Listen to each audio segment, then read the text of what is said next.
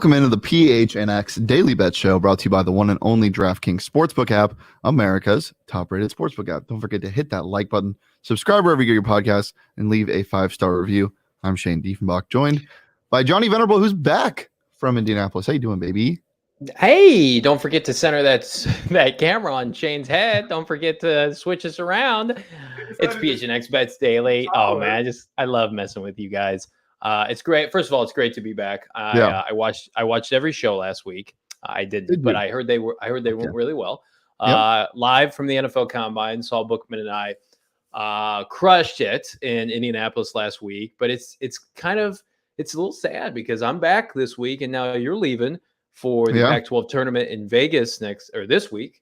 I'm excited to see your coverage. Hopefully we can do a couple combo shows together. But I am. Josh Hunt in the chat says, what are the odds Johnny actually being a reptile since he sleeps in 80-degree conditions? What he is referring to is Saul. So Saul and I, full transparency, we shared a hotel room. Company guys, we're trying to save the company a little bit of coin so we can do other things. And so we had a couple queen beds, and at night, Mr. Bookman likes the room 60 degrees. And I'm not emphasizing that enough. He likes it to be borderline Antarctic level of cold. And so I went over and I was just like, okay, let me just turn this bitch up a little bit. And he compared it to 80 degrees. I think the hottest it got was 72 degrees. And my man was sweating. So the day we left, we had a 4:30 wake up time. He's on his phone at like 4:15 tweeting about how hot I like the room. And I'm like, excuse me. Oh, I'm a normal human being because I like it right around 70, 72. I don't like it 60 degrees. Well, it has been long talked about behind your back at PHNX that everybody believes you are a cold-blooded reptilian. So I think that just kind of furthers the fact that you are, and you're working with the mole people, and that's where you get all of your great picks from. But this is where I don't know where I get my picks from. I think I just do research because over the weekend, I had a really, really nice night on Saturday night. We'll go ahead and pull up those picks from Saturday. Spivak and Hardy. I knew that fight would end in the first round. It ended in like 2 minutes. Greg Hardy is just an absolute joke of a human being, and he's just not a good fighter. He got his ass handed to him yet again, and for some reason he's still on main cards. That was a juicy plus 115, and this was so easy to me. Dos Anjos fighting a guy who took the fight on like 6 days notice, I think. Dos Anjos is a veteran. He wasn't going to try anything crazy, didn't want to try to get knocked out, didn't want to really go for a knockout. It almost got stopped because of a cut, but he was just sitting on him most of the fight, and that was at plus 225. That was so money. And then Covington and Masvidal, two guys with just iron chins. Masvidal got his ass handed to him. But even when he was getting his ass handed to him, getting absolutely slaughtered in the ring, he was still smiling, sticking his tongue out like the crazy motherfucker he is. So that hit at minus 150. A nice 3 for 3 on the picks. Very excited about that. Had a really nice time watching those fights in Old Town. It was a good time.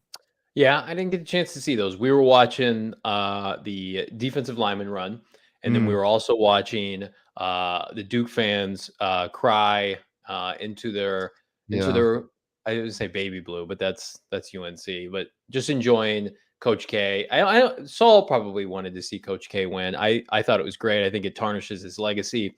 I think they should rename the court after that performance by the Duke Blue Devils on Saturday night, which I love. But Saul and I actually took in Villanova at Butler on Saturday afternoon, and that was a bloodbath. We left with about, I want to say like 10 minutes left in that game because it was like 20 points. But didn't get a chance to catch the UFC fight. Yeah, it was fun. There were a couple of really good fights, but for the main event, it was just an ass whooping. Johnny, anything else that stuck out to you at the Combine for people to look out for? Well, you just said it off the air. I think that there's a better than good chance now an offensive tackle goes first overall. You mentioned Icky. I still think Evan Neal is probably the safer pick right now, given the fact that checks all the boxes. He played at a higher level. The offensive linemen for Alabama, as opposed to like when Nick Saban first started, are much more durable and lasting at the NFL. He is a slight 336, that being Evan Neal. I stood right next to him. He does not look like what an offensive tackle looked like even 5 to 7 years ago.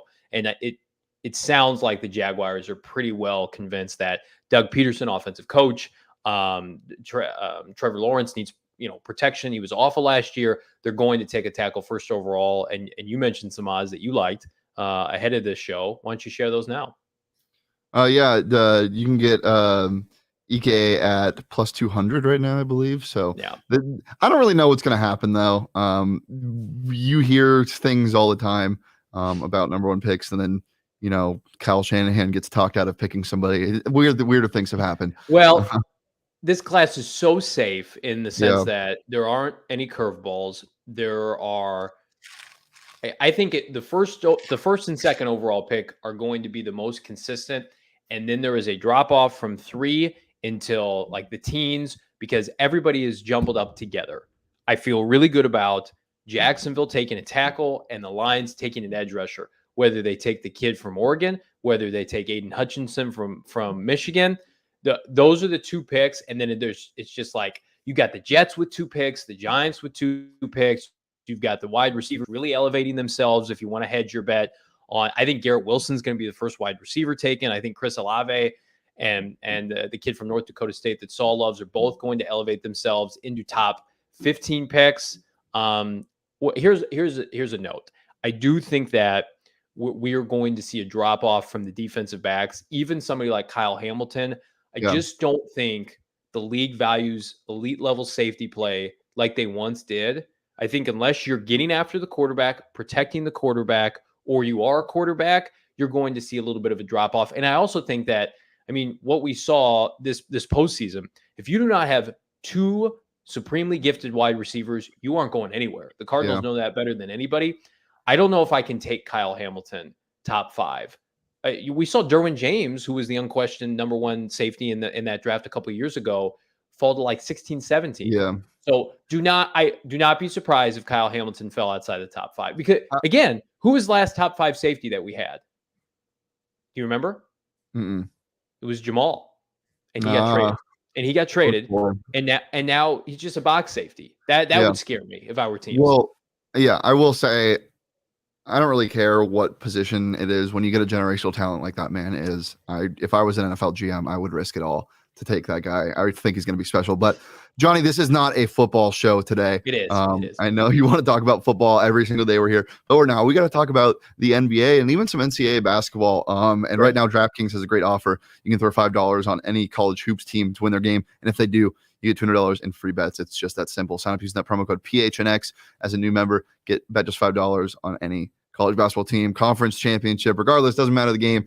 Got some really good games coming up, and I'm really excited. So maybe throw $5 on a cheeky Purdue Fort Wayne at plus money tonight, which we'll get to later, and get $200 in free bets. 200 beans. That is some smackaroos. That is literally free money if they can pull off a win.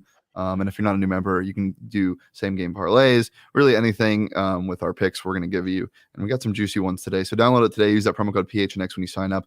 Bet just $5 on any team to win their game in college. $200 in free bets when you sign up using that promo code PHNX this week at the DraftKings Sportsbook app. That's 21 plus.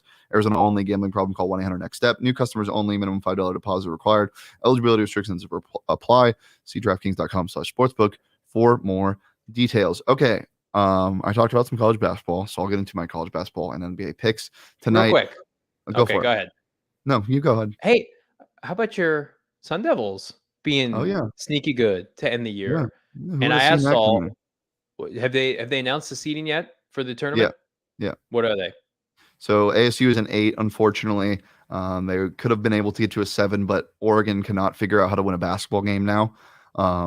And so ASU plays Stanford at noon on Wednesday, and the winner of that game plays U of A in the second round.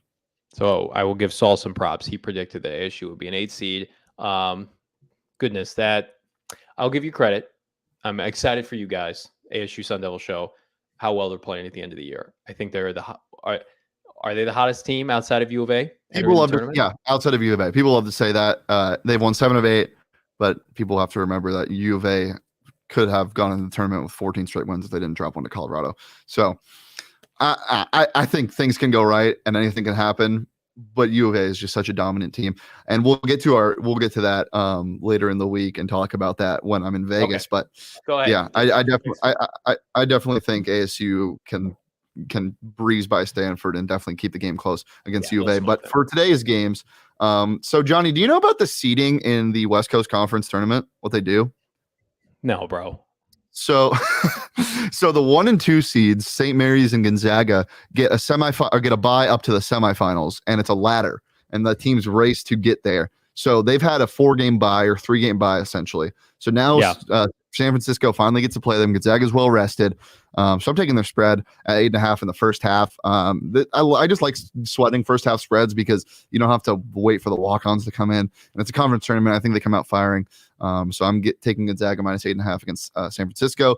And then Purdue, Fort Wayne, the old reliable. They're playing in the semifinals of the Horizon League tournament, and you can get them at plus money today. We're running with the Mastodons because we always are. They play the Northern Kentucky Norse, 19-11 on the year.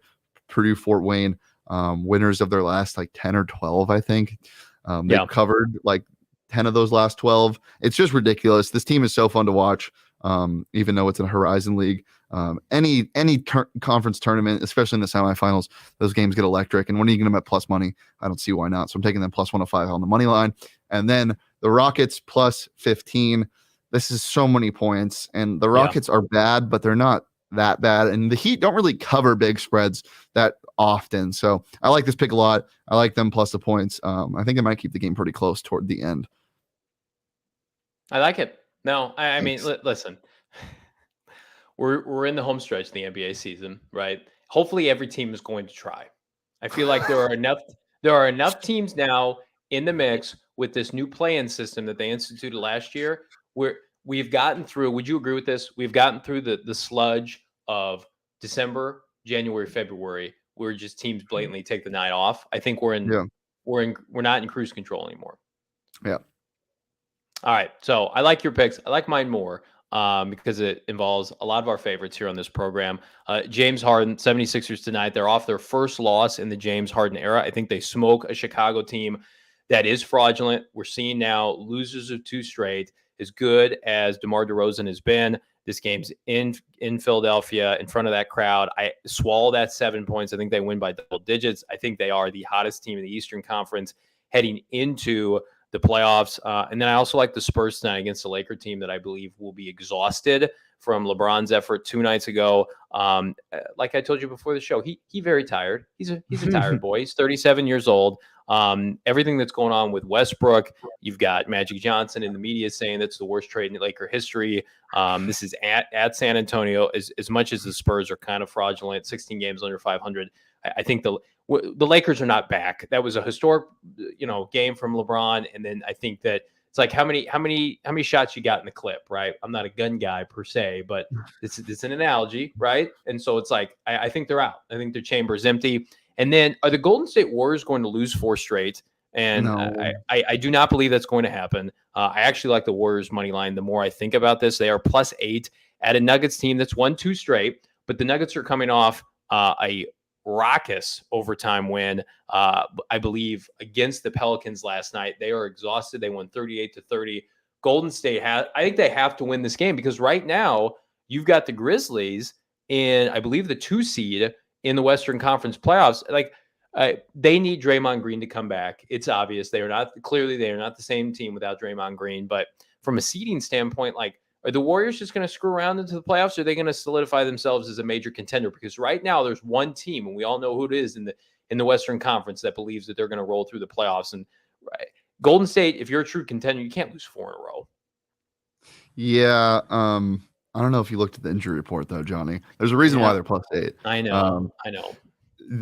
So I don't mind this pick because the Suns almost won last night without. Yeah. And the Nuggets are coming off a comeback. They're exhausted. Win back-to-back overtime game against the Pelicans, who are very hot right now. Mm-hmm. But the Warriors will obviously be without Draymond. Klay Thompson is out again, and Steph is not playing. So I don't take the money line. Forget what I said, but take the plus 8. This Nuggets team, I think it was last week, lost to the Thunder at home. They're not special, right? And I do think that, again, big emotional win last night against a Pelicans team that a lot of people, our boy Zion, he's coming back, right? CJ McCollum, it's a team that a lot of people are high on to make the play-in game. That was a real win last night, but today it's like Steve